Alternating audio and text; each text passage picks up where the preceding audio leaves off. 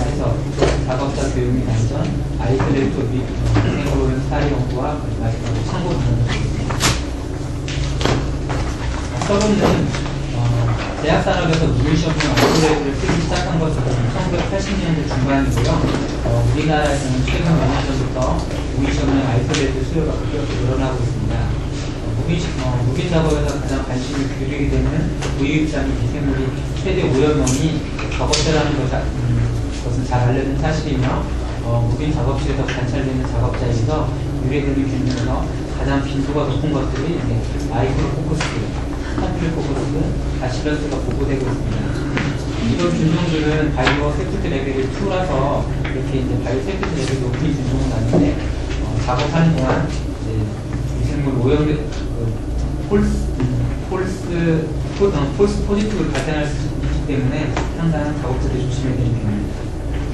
이와 같은 작업자에 유래되는 오염을 줄이기 위해서 최근에는 아이솔레이터로 많이 발전해 가고 있습니다. 지금 앞에 보시는 게 지금 두 가지 타입인데요. 왼쪽에 보시는 게 소매와 장갑을 사용한 아이솔레이터 타입으로 우리가 이제 루피와 디스포즈는 항안제 공장이 내려가기 때문에 저희가 만약에 사면은 왼쪽과 같이 이제 소매와 장갑을 사용해서 팔만 넣고 작업을 할 수 있는 타입의 아이솔레이터를 구입하게 됩니다.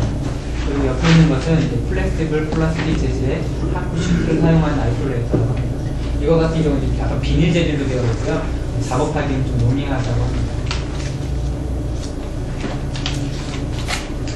구매식 고려 사항으로는 여러 가지가 있는데요. 첫 번째는 외벽입니다. 대부분 가격이 저렴하고 가격 대비 내구성이 있는 PVC 퓨즈로 작업대를 둘러싸이는 소프트 원료 형태를 많이 사용하고 있는데, 그러나 세포 독성이나 방사성 미약품을 시급하는 경우 작업자의 안전을 최우선으로 고려해야 하고 하드월, 리지드 스플라틱 제품을 고려해야 되고요. 그리고 이제 미생물 시험 특성상 청소와 재균이 빈번하게 일어날 수 있으므로 페인티드 스틸이나 실리콘 같은 재질을 피해야 한다고 합니다.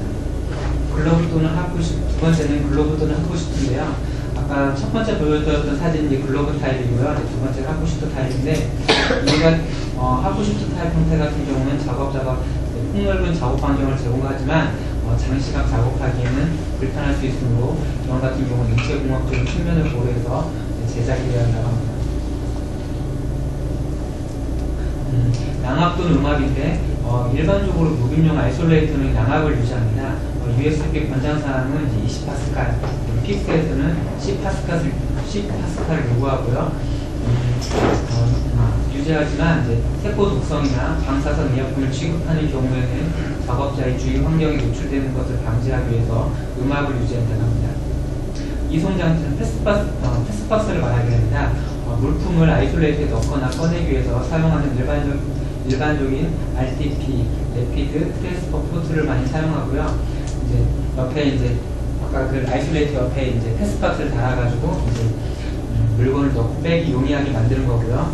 시험 검체뿐만 아니라 시험 후 발생하는 액체 또는 물질 폐기물을 처리 방법도 함께 고려해야 되고, 패스박스 옆 전실에 하나 또는 양쪽에 두 개를 설치한다고 합니다. 그리고 좀 참고로 이제 저희 루피어 대포주가 내려가면 이제 저희는 패스박스를 하나 설치하기로 일단 예정되겠습니다. 양압 또는 음압에서 아이솔레이터 같은 경우에 닫히는 게 있는데, 양압이 어떻게 보이는데요? 위에서 공급이 된 다음에 빠져나갈 때는 따로 있나요? 네, 제가 알기로는 이제 위에 닥트가 있어가지고 이제 오픈 루프가 있고 클로즈 루프가 있어가지고 이제 오픈 루프에는 바람이 이렇게 들어가고 클로즈 루프로 바람이 빠지게 되는데, 이제 이쪽을 막 약간 틀어가지고 양압 계획을 좀 유지해요. 음압을 일단은 반대로 빼는 것도 많이 중요하다는 거예요. 아마 저도 음압은 유지는 해보진 않았는데 아마 그런 식이 되지 않을까 싶습니다. 전백이라.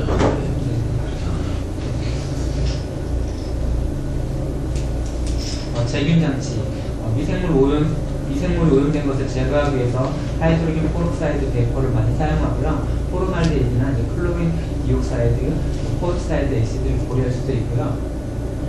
아이솔레이터 재질은 이때 사용하는 재균용 물질에 대해서 충분히 저항성이 있어야 된다고 합니다.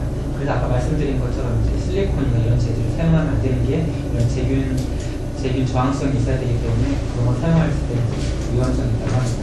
무균용 시험 기기는 우유물 시험 기기로서 이제 미세무실에 사용하는 이퀴녹스 펌프를 사용하는 걸 말하고요. 아이솔레이트를 장착하는 것은 일반적인데 고장이 나는 경우나 수리 또는 교체하는 데 불편이 없도록 고려한다고 합니다. 환경 모니터링은 일반적으로 부유입자, 부유균, 낙하균, 표면균 등을 측정을 하게 되는데요. 낙하균하고 표면균 측정에는 별도의 장비를 사용하지 않습니다. 하지만 부유입자와 부유균 측정에는 별도의 장비가 사용하게 되는데요. 아이솔레이트 내부에 아이소키네틱이라는 퀼너를 장착할 때 공기 흐름을 간섭을 최소화하기 위해서 앞에 보시는 것처럼 이제 그 조그만 구멍이 이제 부유입자를 측정할 수 있는 이제 퀼너이 될 거고요. 그리고 그 옆에 이제 이게 동그랗게 되어 있는 커다란 게 이제 부유균을 측정할 수 있는 이제 퀼너이 될 겁니다. 앞에 이제 퀼너를 설치해 놓고 이제 그 장비는 밖으로 빼가지고 이제 공기 흐름을 방해하는 요소가 되지 않도록 이렇게 설계되어 있는 겁니다. 그리고 컨트롤 시스템 및 데이터, 아이솔레이트를 수동으로 운전할지 또는 PLC를 통하여 자동으로 운전할지 고려하며 현장에서는 데이터 값을 출력하거나 컴퓨터를 이용하여 출력값을 얻을 수도 있기 때문에 이런 데이터 컨트롤 시스템도 고려될 사항이고요. 제작자의 기술 지원, 밸리데이션 및 유지 관리를 위해서 제작자의 기술적인 지원 여부 및 그 서비스, 품질도 지속적으로 반드시 고려 대상이 되어야 한다고 합니다. 디자인 및 제작. 설치 환경은 농민시험용 아이솔레이트의 설치 장소는 밀폐성이 유사하기 때문에 특별한 청정도를 요구하지는 않습니다. 업무와 관련 없는 사람이 적구를 통제할 수 있는 정도만 있으면 된다고 하고요. 그리고 적절한 온도와 습도를 유지하는 것은 작업자의 쾌적함과 주위 환경의 청결을 유지하기 필요하다는 합니다. 특히 아이솔레이터의 외부와 내부의 온도차가 심할 경우 재균 과정에서 아이솔레이터 내부에 응축물이 발생할 염려가 있으므로 냉정 및 콜드스팟이 없도록 주의한다고 합니다. 그리고 EU GMP 가이드라인 NX1에는 아이솔레이터는 D등급 이상이어야 된다고 명시되어 있습니다. 그래서 저희도 이제 우선 공장에는 D급지라는 이제 아이솔레이터를 설치하게 되도록 설계가 되어 있습니다.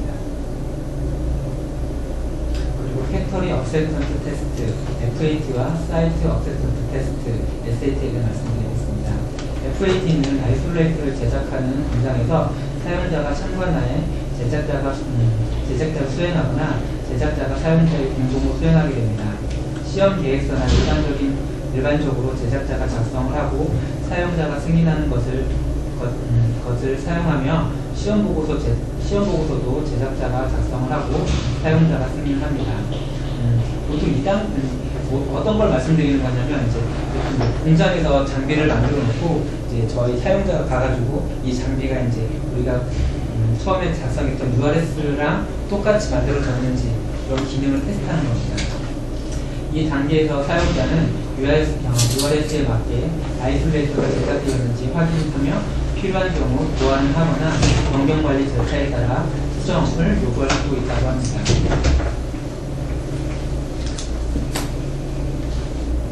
SAT는 이제 FAT가 통과하거나 FAT에서 보완 또는 수정을 마치고 납품된 이후 사용자가 사이트에서 FAT 항목을 반복하거나 FAT에서 지적됐던 항목을 집중적으로 실시한다고 합니다. 일반적으로 제작자와 사용자 함께 수행을 하며 SAT는 이제 IQ와 OQ의 근간이 된다고 합니다. 그래서 이제 FAT하고 SAT 항목이 지금 나와 있는데요. 여러 가지 항목들이 있지만 이제 문서를 제일 먼저 이제 확인을 하고 이제 구매 리스트랑 맞는지 확인을 하고 그리고 이제 장비 테스트를 하고 캘리브레이션을 하고 이제 그리고 이제 소프트웨어와 하드웨어 이제 베리피케이션 이제 백업이 되는지 그리고 인풋하고 아웃풋의 이제 베리피케이션 그리고 에어 체인지 레이트 그리고 필터 완전성 테스트 그리고 스타틱을 카운트 측정을 하고요. 그리고 이제 알람 그리고 인터락의 이제 베리피케이션 등을 통해서 이제 FAT하고 SAT를 진행하게 됩니다. 이거는 이제 일단 그쪽 이제 장비를 파는 쪽에서 이제 보통 이렇게 만들고 그리고 이제 지금 이 리스트 같은 경우에는 아까 처음에 시작했듯이 이제 그걸 가장 많이 사용했던 분들께서 이런 식의 종류의 체크리스트를 만들어가지고 이 항목을 제일 많이 확인한다고 합니다. 밸리데이션, IQ에 대해서 말씀드리겠습니다. IQ 리포트에 포함될 사항 예시에 대해서 말씀드리는데요. 먼저 장비, 재질, 각종 계측기, 유틸리티 스페시피케이션, 필터 서티, 컴퓨터 소프트웨어에서 말씀드리겠습니다. 장비 같은 경우에는 관련 디자인 규격에 따른 목록표를 작성, 그리고 디자인 규격에 부합하는지, 장비 입고와 제작사 요구사항에 맞는지, 그리고 설치 등을 확인합니다. 그리고 재질 같은 경우에는 사용을 고려하는 제균 방법에 적합한 재질인지 확인을 해야 됩니다. 그리고 각종 계층기는 교정 상태 등을 포함한 목록표를 작성해서 목록표대로 계층기에 교정이 되는지 확인을 했다고 합니다. 유틸리티 스페시피케이션 같은 경우는 작동 설명서, 프로세스 및 기기 도면에서 규정한 유틸리티 사용 가능성과 연결이 디자인 규격에 부합한지 확인을 하고요. 필터 서티피케이션 같은 경우는 셀카 필터 및 미생물 포집 필터의 시험 성적도 확인, 구매 확인, 공지 여과 장치의 규격 일치 등을 확인해야 된다고 합니다. 그리고 컴퓨터 소프트웨어 같은 경우는 모든 컴퓨터의 소프트웨어 명치, 크기, 파일, 버전 목록표를 작성하고 마스터 컴퓨터 디스크의 아들 확인 및 아들 확인을 하고 보관을 해야 된다고 합니다. 다음은 오프에 대해서 말씀드리겠습니다. 오프를 진행할 때 제일 먼저 오퍼레이션 퍼포먼스 체크를 해야 되는데요. 경계 및 경고, 알람하고 얼럿의 기능이 규격에 맞는지 확인을 하고요. 시스템 설정의 포인트와 파라미터들이 부합하는지 확인을 해야 됩니다. 그리고 아이솔레이터와 제균 장치에 각각에서 수행하지 못했던 시험들을 수행하게 되는데요. 시스템 아이덴티피케이션, 그리고 머체니컬 커뮤니케이션, 커넥션, 그리고 얼럿하고 인터락, 그리고 시퀀스 오브 오퍼레이션, 컴비네이트 파워 로직, 그리고 리커버리 등을 확인해야 된다고 합니다. 예상되는 누수율 같은 경우에는 0.5% 볼륨퍼 아워 이하라고 하는데, 이거는 제가 다음에 한번 찾아보도록 하겠습니다. 이게 예전에 제가 한번 써보긴 했는데, 이제 처음 한 100을 맞춰놓고 몇 분 동안, 5분 동안 5%, 95까지 떨어지면 안 된다는 그런 조항이 있어가지고 리크 테스트를 진행을 하긴 하더라고요. 아마 이게 그 내용인 것 같긴 한데, 이건 제가 한번 다음에 한번 찾아보도록 하겠습니다. 아이솔레이트의 인티그리티 테스트 체크. 아이솔레이트의 기밀도를 작동하는 동안, 기밀도는 작동하는 동안 계속 유지가 되어야 하는데요. 제균에 사용하는 약품으로부터 작업자의 안전을 확인하기 위해 누출 테스트를 수행해야 된다고 합니다. 외부로부터 미생물 오염을 방지하기 위해 정상 가동 시 항상 양압을 유지해야 한다고 합니다. 그리고 밸리데이션 과정에서 압력 설정 값이 유지되고 조절이 되는지 확인을 해야 한다고 합니다.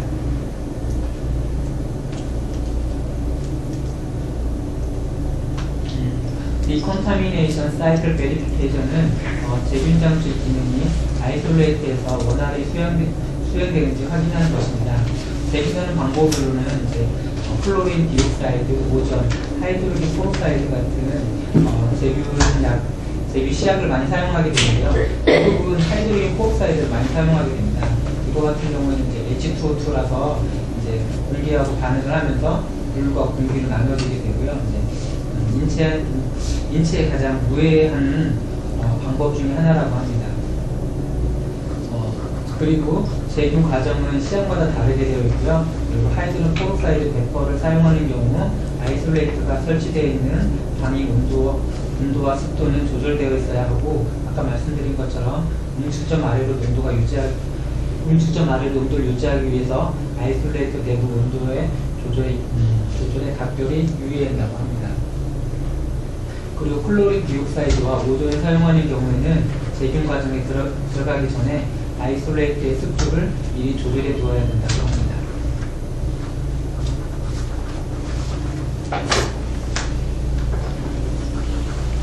제균 시약의 농도가 일정하게 그리고 균일하게 분포하는지를 확인해야 되는데, 하는데요. 가스나 증기 시약을 적용하는 경우 이제 케미컬 인디게이터나 스펙트로스코프 메소드 또는 일렉트릭 센서를 사용해서 이제 분포를 평가하게 되고요. 그리고 이제 최적의 분포를 얻기 위해서 펜을 사용해야 된다고 합니다. 예전에 저도 사용을 해봤는데 이제 안에 펜이 있어가지고 그 안에 이제 펜으로 안에 이제 그 아까 말씀드렸던 이제 이 시약 그 멸균 시약을 이제 안에 골고루 일정하게 분포시켜주는 그런 기능을 합니다. 아이솔레이트 내부의 선반과 장비, 소매와 장갑 그리고 하프슈트가 제균 시약이 분포에 영향을 주게 되므로 모든 장비와 물품을 최대로 적재를 하여 세균 시약의 분포에 대한 시험을 수행하여 얻은 밸리데이션 패턴을 문서화하고 실제 작업했을 때 이 패턴을 지켜야 된다고 합니다. 다음 보시는 사진이 이제 적재 패턴이 나와 있는 건데요. 이게 지금 맥시멈 패턴이거든요. 만약에 이제 우리가 만약에 아이솔레이터를 사가지고 안에 적재를 한다고 하면 이 맥시멈 패턴보다 더 많이 넣으면 안 되고요. 그리고 이제 아마 하게 되면 미니멈 패턴도 아마 적용을 해가지고 맥시멈하고 미니멈을 정해놓고 그 안에서 이제 그거보다 더 이상 넘어가도 안 되고 그거보다 다 내려가면 안 되는 그런 패턴을 꼭 지켜줘야 될 것 같습니다.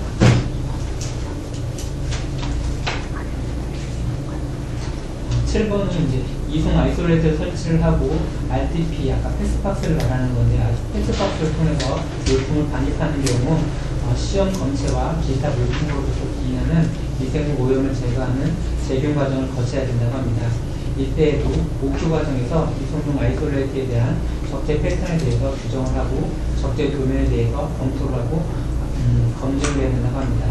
제균 후 대학시약은 신선한 공기를 투입하여 제거하고 배기는 오픈루프, 벤트를 통하여 외부로 배기가 되는 방법 또는 클로즈루프, 제균 장치에 의해 분해 및 제거되는 방법으로 이루어지고요. 그리고 오픈루프 방법으로 배기시키는 경우에는 외부 배기 시스템과 안정성에 대해서 확인해야 된다고 합니다.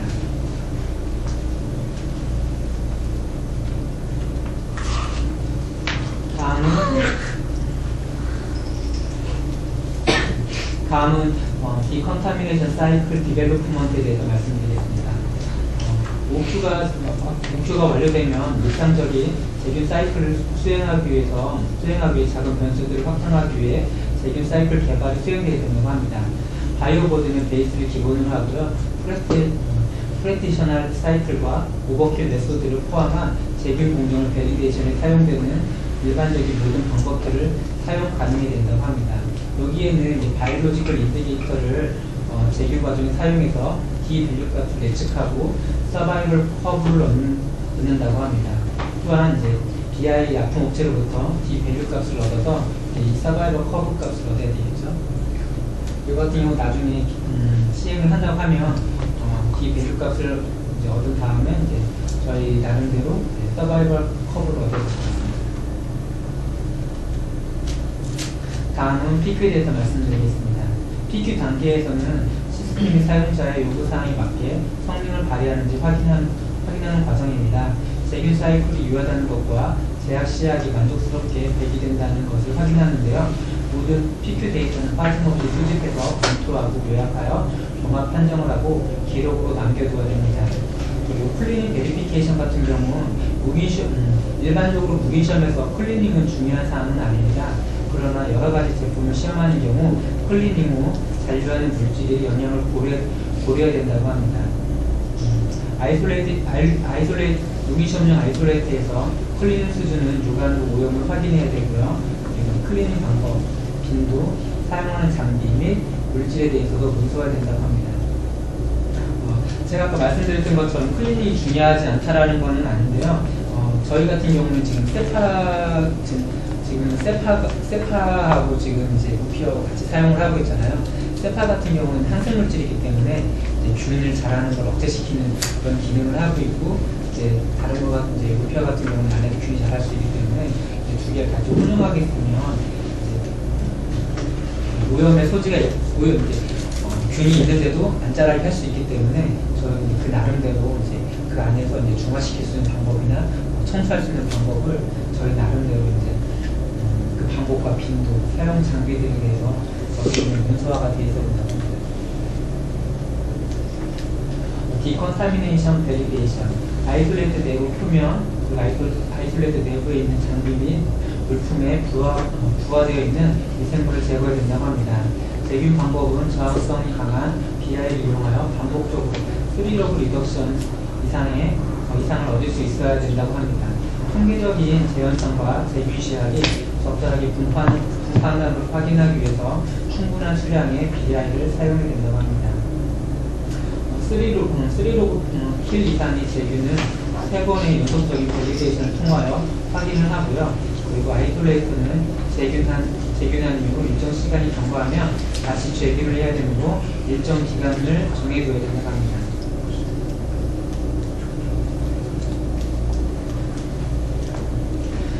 포장 완전성 확인.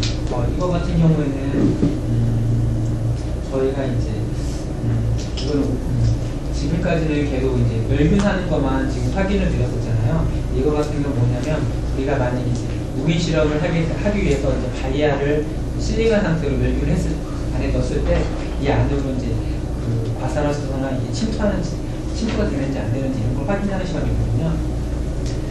세균 시약이 제품의 용기, 무인 시험에 사용되는 제품과 직접적으로 접하는 물질, 배지에 투입하여 미생물 발육을 억제시킬 수 있기 때문에 세균 시약을 영향을 받지 않는다는 것을 확인할 필요가 있다. 이렇게 되어 있습니다.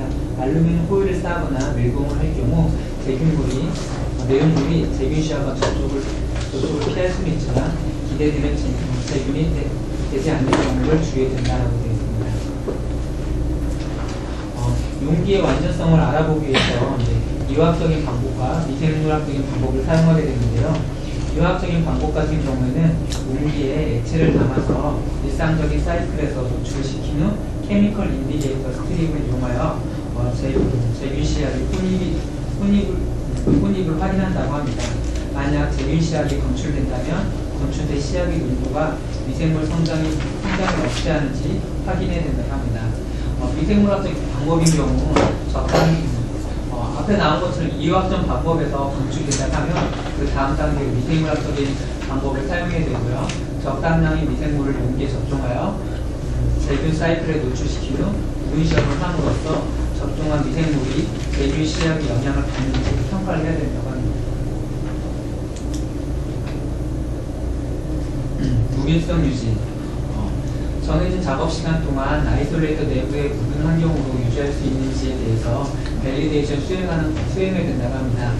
미생물 환경 모니터링 프로그램을 도입하여 아이솔레이터 시스템의 기능이 불량하면 외부로부터 유입되는 오염을 모니터링해야 된다고 합니다. 일상적인 미생물 환경 모니터링은 검체 채취 프로그램은 재균 후 첫 번째 작업일과 마지막 무균 작업일을 포함하여 그 중간에도 한 번 또는 수 차례 검체를 채취해야 된다고 하고요. 무균 환경이 유지되고 있음을 확인해 준다고 합니다. 그래서 저희가 이제 무균성 확인하기 위해서는 부유균, 낙하균, 표면균, 부유자 등을 측정을 하게 되고요. 표면균 같은 경우에는 통평한 곳은 콘택트 플레이트로 확인을 하게 되고요. 그리고 굴곡진 곳이나 이제 각이진 곳은 수압 메소드법으로 무균성을 확인하게 됩니다. 무균 시험 결과의 해석. 아이솔레이트 기능은 이소년 포트의 완전성이 밸리데이션이 되고 내부 미생물이 제거되어 있다면 추가적인 작업자의 오염이 일어나지 않는다면 위양성 결과는 거의 관찰되지 않는다고 합니다. 그러나 아이솔레이트는 단지 기계의 장비일 뿐 숙달된 시험자의 수준 높은 무균 작업 기술이 가장 절실하다고 합니다. 여기서도 말씀드리는 것처럼 이제 가장 중요한 건 사람인 것 같습니다. 사람이 아무리 좋은 장비를 든다 하더라도 그 안에서 사람이 어떻게 훈련을 받고 행동하느냐에 따라서 무인 시험이 이제 진짜 폴스 포지티브가 나올 수도 있고요. 아니면 진짜 정상적인 결과를 줄 수 있기 때문에 어디서나 교육과 반복적인 숙달이 제일 중요한 것 같습니다. 다음은 작업자의 교육 및 안전에 대해서 말씀드리겠습니다. 작업자는 아이솔레이트에 관한 교육을 받아야 하며 이런 교육에 관한 사항은 작업자의 교육일지에 기록되어 있어야 된다고 합니다. 아이솔레이트의 작동 및 유지와 관련된 적절한 안전교육은 모든 작업자에게 필수 사항이고요. 사용 중인 제약 시약이 작업자에 대해 안정성을 평가한다고 합니다. 물질안전보건 자료인 MSDS나 이와 동등한 자료를 제균 시약이 사용되는 현장에 비치하며 저장 방법 등 모든 안전 조치를 따라야 한다고 합니다. 아이솔레이터와 관련된 모든 장비에 대하여 작동 전 안전사항 등의 준수사항을 점검하고 이에 관련된 문서들이 문서화되어 있어야 한다고 합니다. 이 다음은 이제 사례에 대해서 한번 말씀드리도록 하겠습니다. 아이솔레이트의 미생물 오염 사례에 대한 연구인데요.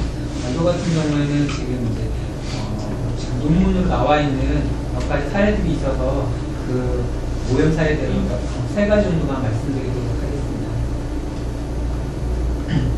무균시험 아이솔레이터 제약 공장에서 발생한 사례고요. 사고 조사는 무균시험용 아이솔레이터에서 약간의 양성 반응이 나왔는데요. 사람으로부터 오염된 미생물로 밝혀졌습니다. 생산 라인에서 채취한 검체에 대하여 플렉시블 필름 무균시험용 아이솔레이터에서 배치 단위로 무균실험을 진행하였고 원료 검체와 제품 검체를 무균시험용 아이솔레이터에서 과산화수소 증기로 훈중하였습니다. 모든 적재물을 가스 노출을 위한 가스 접촉점 거치대에 놓고 아이솔레이터를 닫고 모든 시험을 끝냈고요. 이 아이솔레이터는 시험이 끝날 때까지 문을 열지 않았습니다.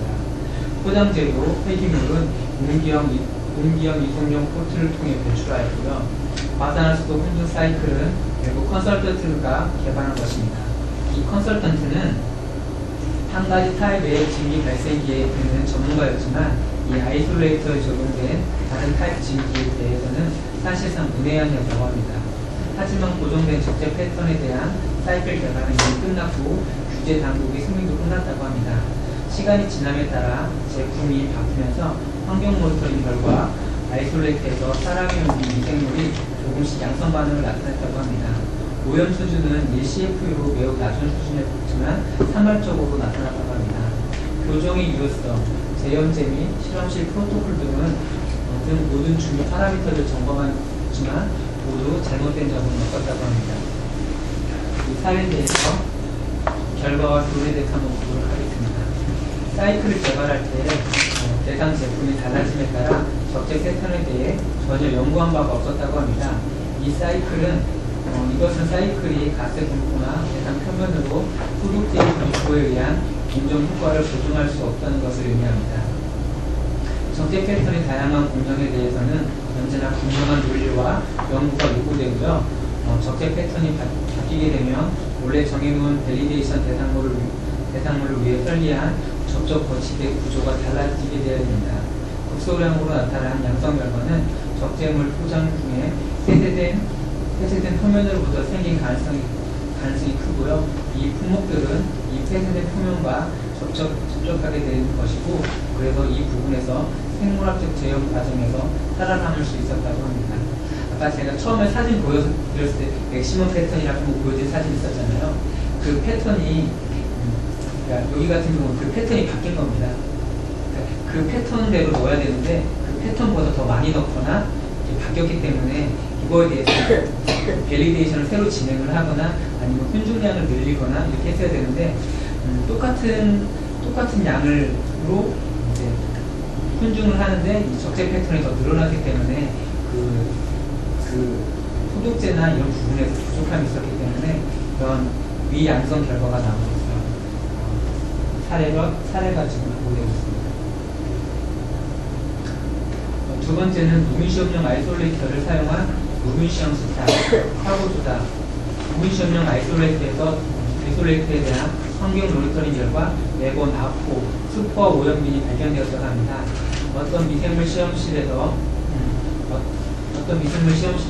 단 방향 기류를 갖추고 적재물과 검체에 과산화수 등기를 훈sun하는 무균시험용 아이솔레이터를 사용하여 배치 방식으로 시험을 하고 있었습니다. 아이솔레이터는 무균시험이 모두 끝난 후에만 열었고요. 포장 폐기물은 아까 말씀드린 TRP를 통해서 이동형 포트로 신속히 배출하였다고 합니다. 검체는 전국 각지에서 접수되는데 청정 실험실 및 시설 생물학적 오염이 유입되는 것을 방지하기 위한 2중, 3중 포장이 안 된 것이 가끔 있었다고 합니다. 수탁회사는 무기시 없는 아이솔레이터를 바로 앞에 알콜조를 사용해서 알콜조 하나를 사용해서 놓고 있었다고 합니다. 즉 제품 검체를 아이솔레이터의 가스 접촉 거치대에 올려놓고선 알콜로 씻어내린 것이었다고 합니다. 어떤 검체는 기밀 포장이 아니었기 때문에 과산소 증기를 이용한 제염에 적절하지 않았습니다. 이와 같은 각종 상황에서 검체를 단순히 알콜주에서 수동으로 소독하기만 하고 용기형 이송코트로 가스를 그냥 아이솔레이트에 넣었다는 것입니다. 무기시험용 아이솔레이트에 대한 환경 모니터링 결과 아포 오염이 일상적으로 발견되었습니다. 계약 생산자 입장에서 볼 때 이것은 과산화수소 제품 공정이 한계였습니다. 사용자는 아이솔레이터 제작사로부터 가끔 설명 듣기로는 가끔 아이솔레이터에서 이런 문제가 발생할 수 있다는 얘기를 들었다고 합니다. 사실 이 점은 고압증기 멸균기와 같은 안전 멸균과 다른 제형 공정의 한계일 수도 있긴 하는데요. 그렇지만 여기에서는 지금 알콜도로만 사용했기 때문에 이런 상황이 발생하게 된 건데요. 결과물이 도론에서 보면 과산수소 증기로 제염은 아이솔레이트에서 이루어지는 모든 생물학적 제염은 중단위로 인식되어야 되고요. 통제 상태에서 변화로 인해 가끔씩 발생할 수 있는 수준의 생물학적 오염이 인지되지 않는 일은 없어야 한다고 합니다. 이 사례에서 상당히 많은 양의 바이오보드를 제거하기 위해 알콜조가 사용되었는데 이 오염 관리가 제대로 되지 않은 검체를 청정실로 보내기 위해서 사용한 분해지책이었다고 합니다. 알콜은 포자를 죽일 수 없기 때문에 대부분의 포자는 알콜의 상층부에 남아있게 되고요. 그래서 결국 아이솔레이트에 들어가는 제품의 악물을 제거해주기보다는 부유 중인 악물로 코팅하게 되었기 때문에 이 저항력이 강한 포자로 이루어진 초기 높은 바이오보드에 대한 과산소 사이클의 효과가 연구한 바가 없기 때문에 이런 문제가 발생하는 걸로 생각됩니다. 저희도 소독력 테스트를 하게 되는데요. 알코올이나 이제 에탄올 알코올 같은 계통의 이제 소독제들은 수파를 형성하는 균을 죽일 수가 없습니다. 그래가지고 저희가 사용하는 이제 토르사이드 쪽에 사용하는 소독제로 이제 악포를 죽이게 되게 됩니다. 다음 사례 말씀드리겠습니다. 빈 아이솔레이터에서 과산화수소 증기를 혼중하고 검체를 아이솔레이터에 넣으면서 소독액을 분무하고 닦아내는 방식을 사용하는 조제형 아이솔레이터. 이거 같은 경우에는 어떤 사례냐면요. 아이솔레이터에서는 이제 훈중을 하고 우리 옆에 패스박스를 통해 들어가는데 패스박스를 훈중하지 않은 상태에서 일반적으로 소독액을 뿌려가지고 패스박스에 넣고 이제 다시 아이솔레이터 넘어간 그런 사례입니다. 항암제를 재용이하는 데 사용되는 아이솔레이터에서 비교적 높은 CF가 생산하였다. 이 사례는 아이솔레이터에서 환자 한 명이 항암제 처방을 재용이하였다. 반류 아이솔레이터였지만 과산소 증기를 정기적으로 가스 처리하는 구조였다. 아이솔레이터는 내부 이송용 해치문을 가스팅을 하여 이송용 해치도 동시에 제염 처리를 한다. 과산소 증기 사이클은 생물학적 지표를 사용하여 용 로그에 앞으로 살균 효과가 있는 것이 밸리데이션이 되어 있었다. 아이솔레이터 내부로 이송하는 물건은 수동으로 분무를 하고 닦아내는 방식으로 제어를 하였다. 왜냐하면 이동용 해치를 사용할 때 HVP 가스 사이클은 시간이 너무 오래 걸리기 때문에 처음에는 배지 플레이트의 10%에서 CF가 발견된 환경 모니터링 결과를 보여줬다. 수동 소독 과정을 개선하기 위한 강도 높은 훈련을 한 후 환경 모니터링, 낙하균 및 손에 대한 미생 모형 검사에서 검체 플레이트의 CF 성장은 5%대로 낮아졌다. 아이솔레이트에 대한 가스팅을 주기를 짧게 해주면, 즉 가스팅 간격을 2주에서 1주로 줄이면 생물학적 오염에 어떤 차이를 보여주는가를 생각해봤다. 그러나 연구에 의하면 이 이것은 아주 작은 영향을 미친 것으로 나타납니다. 그렇게 되고요. 결과와 교훈을 보면 복포장을 일손으로 생물학적 제형을 하기는 쉽지 않습니다. 물건의 표면을 생물학적으로 제형하는 것은 변수가 많은 공정이기 때문에 생물학적 오염을 방지하기 위한 제형 공정 관리 또한 쉬운 일이 아닙니다. 조제 과정에서 장갑을 낀 손으로 포장을 만지고 그리고 무빈 제품을 무기로 만지고 그리고 이송장치를 다루기 때문에 생물학적 오염이 일어날 위험이 있다고 합니다. 아이솔레이터를 가팅하는 것은 이미 자리 잡은 생물학적 오염은 처리하지만 덜 소독된 물건이 아이솔레이터 내부로 들어오는 순간 생물학적 오염이 다시 시작된다고 합니다. 그렇기 때문에 조제형 아이솔레이터에서는 생물학적 오염 관리와 관련하여 유통하는 물건의 소독이 얼마나 중요한지 아무리 강조해도 부족함이 없다고 합니다.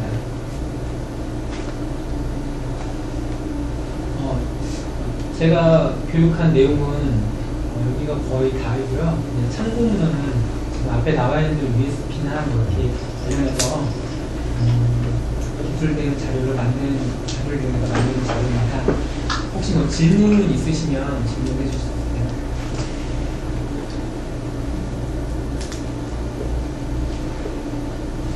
좀 아이솔레이터가 좀 어렵죠. 우선 아이솔레이터 주 목적이나 사용 그런 범위 이런 거에 대해서 배우기 초반에 좀 빼놨어요. 우선 생소하신 분들이 많아서 아이솔레이터가 어떤 목적으로 지금 사용이 되고 있고 공부가 되고 있는지 지금 적극성 밸리데이션을 진행하는 내용이나 이런 부분에 대해서는 실제 담당자들을 제외하고 그 내용을 몰라도 크게 민감하잖아요. 오늘 어차피 교육을 오신 분들은 아이솔레이터는 현재 지금 제약 현업시에 사용해서 어떻게 사용이 되고 있고 지금 우리 같은 경우에 어떤 목적으로 도입하게 된다. 그런 부분에 대한 내용들만 알고 가도 충분할 것 같아요. 네, 알겠습니다. 항암제 세포 독성 같은 경우는 음압을 유지하는. 근데 아까 그렇게 나왔었어요. 음압은 어떻게 좀 위에서 전태기에는 지금 아까 설명하셨었는데 그냥 플루버스 위쪽 통해가지고 배기가 공급이 된 다음에 이게 전체가 다 빠져나갑니다. 전체가. 근데 보통 원래 이게 100%가 공급이 되면은 100%가 공급되는 건 100%로 빨게 되면은 그게 음압이 걸릴 거예요. 왜냐면 100% 공급되는 게 이런 누수나 이런 걸로 해서 5%에서 10% 정도가 소실이 되거든요. 근데 똑같은 걸 빨아들이면 거의 음압이 걸린다고 봐야 되거든요. 주요는 아마 그런 식으로 그렇게 되잖아요. 지금 세포독성 유표 대표주 같은 경우에 검지세시나 생산 쪽이나 표시 쪽이나 다 전배기 방식으로 음압 관리하는 그게 하면 사실상 저희가 동력 충전할 때 가능합니다. 충전이나 오히려 부채 시치가 자, 저 방식이 난류가 해당하는 방식이 아니라 위쪽에서 우리 바이오 세이프티 캐비넷 같은 경우에는 위에서 내려온 다음에 이쪽 밑으로 일부 빠지잖아요. 그런 식으로 밑으로 빠지겠지. 이게 내려온 게 위로 올라가면은 난류가 발생을 하는데 분말이라든지 이런 게 날리게 되겠죠. 저 아이솔레이터를 쓰는 목적 자체가 우선 기본적으로 세포독성 있는 물질이 공급을 우리 쪽에 접촉이 안 되게 하는 것도 있지만 그 외에 지금 기본적으로 충전이라든지 소분은 이루어질 수 있어야 되잖아요. 항암제 가는 것도 음압으로 설계합니다. 그거는 컨셉을 제가 얘기 말씀드리면 항암제 저희가 FDA에 등록되어 있는 뉴트로라이즈 아네스테이트는 세포 독성 물질입니다. 사이토톡신 물질이기 때문에 국내 같은 경우에는 그 세포 독성 물질도 구분이 안 되기 때문에 지금 저희가 같이 같은 시험실이라는 경우도 실험할 수가 있는 거고요. 그 FDA 컨셉으로 지금 설계가 되는 오송 신분장의 경우에는 세포독성 물질이고 이게 OHS 기준에 따라서 보게 되면 저희가 노출되는 등급이나 이런 걸 봤을 때 생산 쪽에서는 대단위를 사용하기 때문에 아이솔레이터가 권장이 되고요. 권고 거의 의무 수준이라고 보시면 되고요. 그래서 아이솔레이터로 다 컨셉을 지금 다 잡은 거고, 그다음에 QC 같은 경우에는 그 작업장 같은 경우에 원료 소분이라든지 이런 부분에 대한 거는 USP 기준하고 같이 기준을 봤을 때 우선 작업복이라든지 방호장치 또는 마스크, 고글 이런 걸 통해서 보호하면 되는 수준이라고 지금 저희가 확인했기 때문에 QC 쪽에서는 글로우박스를 통해서 원료에 대한 소분등의 대품이 일어나게 되고, 그 다음에 이제 검역 조제라든지 이런 것들은 그 크림버스, 그러니까 BSC 또는 그 외에서 복장이라든지 이런 부분들을 컨트롤하면 됩니다. 그래서 원료 쪽 시험하거나 제품 시험할 때 대부분 그런 컨셉을 하게 되고요. 미생물 쪽은 그거하고 상관없이 이제 무균 조작이라든지 이런 부분의 행위 때문에 아이솔레이터 같은 경우에요. 그래서 저 미생물 실험실에 들어가는 아이솔레이터 같은 경우에는 컨셉을 야감으로 잡아야 될지 음압으로 잡아야 될지는 좀 논의를 사례를 딴 데 봐야 될 것 같아요. 저희 목적이 세포독성인데 무균 시험 두 가지 결합이 됐을 때 음압이 맞다라고 하면 음압으로 가는 거고, 생산 쪽 같은 경우에는 음압이 형성되게 될 것 같고, 여러분들이 QC 같은 경우에는 복장이 좀 달라질 거예요. 저희랑 지금처럼 실험복에다가 바지 그냥 일반적으로 이런 게 있는 게 아니라 상하를 갖다가 실험복을 착용해야 될 거고, 재질도 무균복하고 비슷하게 그 인체가 바로 분말이라든지 이런 거에 대한 접촉이 안 될 수 있는 그런 재질이 아마 연구가 되게 되고, 거기까지 찰스한 상태지만 않은 다른 거고요. 그 정도만 대응을 해도 문제는 없다라고 해서. 지금 말씀해 주신 것처럼 아이솔레이터는 제가 아까 그런 부분을 빠뜨렸는데요. 이제 아이솔레이터가 제일 가장 큰 아이솔레이터의 가장 큰 장점이 뭐냐면, 지금 미생물실은 무균실인 B클래스의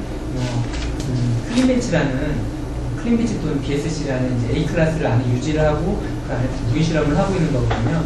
이런 같은 경우에는 이제 24시간 분수가 가동이 되고, 그리고 이제 훈증을 해줘야 되거든요.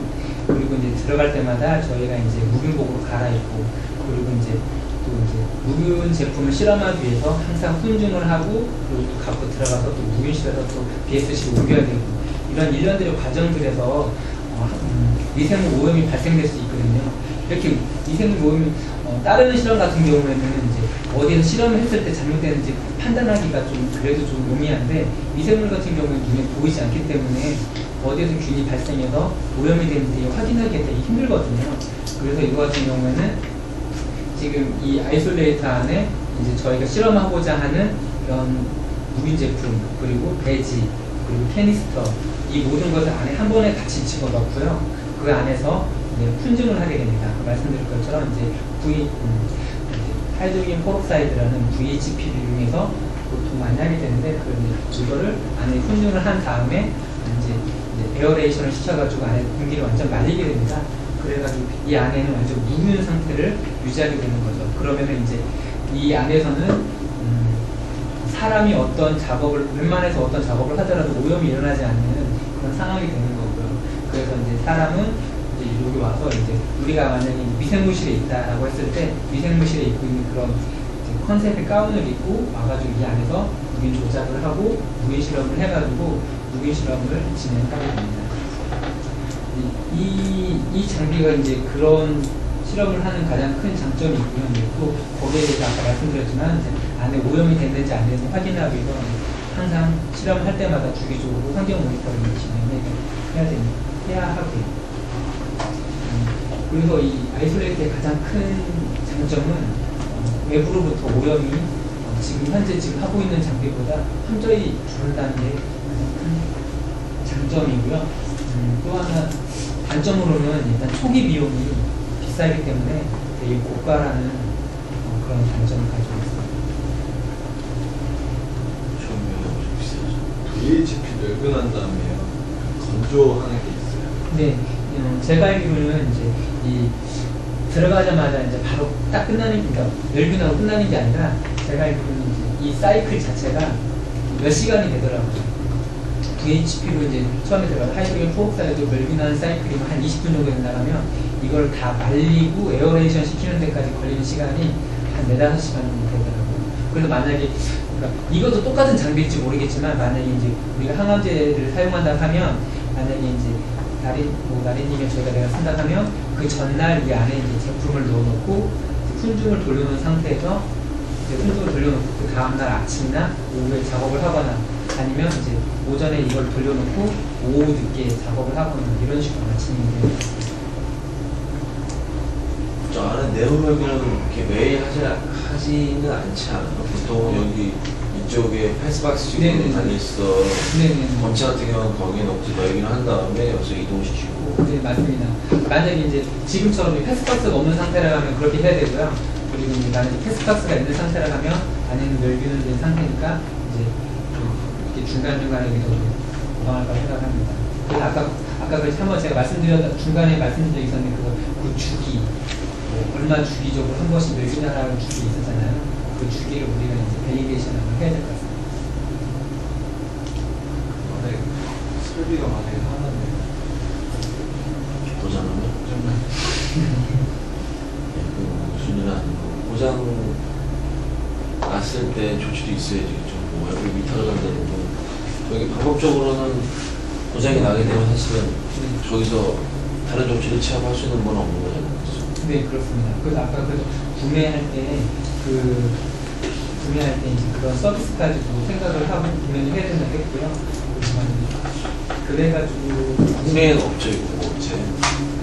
일단 국내 제작 업체. 제작업체는 있긴 있는데 있는 걸로 알고 있습니다. 있긴 있는 것 같은데 일단 저번에 보니까 중국 거도 있고 그러고 하는데 지금 그래서 좀 비싼 거를 좀 선호하고 에이전시가 있는데 선호하는 게 아마 거기서도 AS가 가능을 하기 때문에 웬만하면 AS는 그래서 아마 사용하고 있는 거예요. 지난번에 추천한 제조업체는 영국 건데 영국 거 같은 경우에 국내 에이전시에서 AS를 해줘요. 네, 저희가 우리가 만약 고장이 났는데 즉시 조치를 해줄 수 있어야 되잖아요. 와서 해줄 수 있는 거.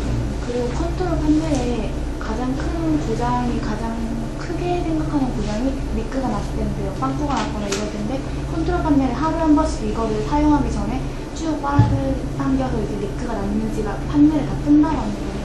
사전에 미리 그런 고장을 예방할 수 있는 거예요. 작동이 안 된다고 그런 부분에 대해서는 다좀 공무심이 있어서 와서 받을 수 있는 거예요. AS 가능한 걸로 알고 있어요. 근데 진짜 저도 예전에 외자 거를 써보긴 써봤는데 가장 큰 단점이 그건 것 같아요. 그러니까 AS를 받을 때 무슨 큰 부품이 고장나거나 이러면 이제 얘들이 사람들이 거기서 거기 이제 그 제품에 대한 이제 스페어 파트를 갖고 있어야 되는데 그런 게 많지가 않더라고요. 만약에 우리 지금 말씀하신 걸 그게 제일 문제라고 된다 했을 때는 이제 처음 이제 공급자하고 계약을 할 때 스페어 파트 부분 중에는 좀 위험성이 크거나 몇 년 주기로 교체가 필요하다라고 생각되는 그 사람들하고 얘기해가지고 그런 게 있다 하면 이제 그거는 이제 상해야 되는 거죠. 그래서 타사 운영 방향 같은 경우에는 미리 공부를 한 다음에 FAT가 다 가는 게 맞겠네요. 그래야지 선생님이 얘기하신 것처럼 고장이라는 잃어버림이 발생했을 때 대처를 어떻게 하는지 그런 관리 유지보수 부분에 대한 것도 노하우를 어느 정도 알고 하는 게 그러고 보니까 멸균한 다음에 건조하는데 뭐 5시간 뭐 이런 얘기가 있는데 네. 저희 현재 같은 경우 급하니까 그래도 한 3시간 뭐 하고 하잖아요. 멸균하고 뭐 하고 하면 4시간 한 유지해서 정해진 시간 3시간 반 하고 무조건 하잖아요. 저렇게 약간 스페어 기기도 하나 더 사서 이렇게 평소에는 번갈아가면서 이렇게 쓰고 그 충전기를 사서. 근데 아마 저게 자체가 이렇게 품질하는 역할을 하는 그게 안에 달려있는 걸로 알고 있어서. 네. 그게 뭐예요? 검체에 들어가는 쪽하고 그 다음에 안쪽 내부에서 자동 발생시키는 두 가지 타입이 있거든요. 안쪽 전체 매운시킬 때랑 여기 패스박스 매운시킬 때랑 다른 거랑 여기 한번 맞습니다. 그래야 될 것 같습니다. 이게 어차피 여러분들 같은 경우에 내용을 디테일하게 다 알 필요는 없지만 그래도 아이솔레이트라는 것 자체가 지금 생산 쪽에서도 아이솔레이터 형태가 사용되고 있고 지금 무균 제조에도 쓰고 있죠. 이런 아이솔레이터를 쓰는 이유는 무균 조작에 대한 완전성이 불안정하기 때문입니다. 완전성이 없기 때문에. 그래서 무균 조작 부분에 대해서 인간의 실수를 갖다가 최대한 줄이고 그런 부분에 대한 원인을 갖다가 감소시킨 다음에 생산하기 위해서 하는 그런 거고요. 그래서 지금 생산 쪽은 다 도입이 됐고요. 또 무균 시험실 같은 경우에는 저거는 이제 공고긴 한데 그래도 글로벌 회사라든지 큰 회사들 같은 경우에 대부분 도입을 했습니다. 저 도입한 이유는 아까 이팀이처럼 잘 설명해 주셨는데 무기는 OS가 나면 명확한 그 OS에 대한 시험식 오류 부분이 확인이 안 되면 사실 제품을 그냥 다 폐기해야 됩니다. 폐기해야 되고 그 영향성이 한두 롯데 끝나는 게 아니라 여러 롯데 영향성이 굉장히 크거든요. 그런 부분에 대한 인위적 오류를 최소화하기 위해서 저희가 아이솔레이터를 구입하려는 거고요. 아이솔레이터가 여담이지만 가격이 한 5억에서 6억 정도가 되고 아마 저희 QC에서 쓰는 기기 중에서 가장 비싼데 이번에 뭐 투자해서 그 정도 내용만 아셔도 크게 문제는 없을 것 같고 저기 사용되는 멸균 방법이 보통 이제 VHP 등을 많이 쓴다 정도하고 목적 그걸 썼을 때 설치 장소는 디귿 정도 수준이면 된다 그런 정도 사항들만 알고 계셔도 어디 가서 아이솔레이터 관련해서 내용들이나 이런 것들을 언급할 때 크게 문제는 없을 겁니다. 중국값이 한 1대1. 아, 네. 저희 어때면 50원. 정말 반날차 가지더라고요. 중국으로 오신 분. 가게는 엄청 크고. 실별로 한 대씩. 안 나오신 밖에 없으면 안 보이지. 네. 그러면 교육을 마치도록 하겠습니다. 네, 수고하셨습니다. 감사합니다.